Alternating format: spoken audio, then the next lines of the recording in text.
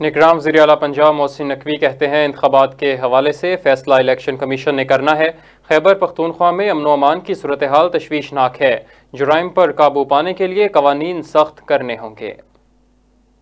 जो भी actual feedback है डेफिनेटली गवर्नर या सीएम जो है वो चीफ इलेक्शन कमिश्नर को देते हैं और चीफ इलेक्शन कमिश्नर ने डिसाइड करना होता है। तो डेफिनेटली हमारे सूबे से ज़्यादा केपीके में इशू बहुत ज़्यादा है। आज सुबह भी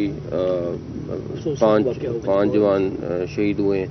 तो उधर प्रॉब्लम ज़रूर है, लेकिन ये सारा सिनेरियो जो है वो आई थिंक इलेक्शन कमीशन पूरा बैठ के देखेगा और फैसला कर सकता है। कुछ चीज़ें हैं जो जैसे ये वाला प्रोजेक्ट है वो हम टाइम लिमिट से तो बहुत पहले कर रहे हैं। कई जगहों पे जहाँ पे नाअहली या कुछ है उसको हम रिव्यू कर रहे हैं कि क्या करना है, लेकिन ज़्यादातर प्रोजेक्ट्स हमारी लेट से साल की टाइमलाइन है। हमने अपनी 120 डेज़ कर ली है, 90 डेज़ कर ली है। और उसके साथ प्रॉब्लम ये है कि क्वालिटी को भी अगर आपने साथ रखना है तो बड़ा मुश्किल कॉम्बिनेशन है जो हम करने की कोशिश कर रहे हैं। तकरीबन डेली बेसिस पे क्रैकडाउन हो रहा है हमारे पास।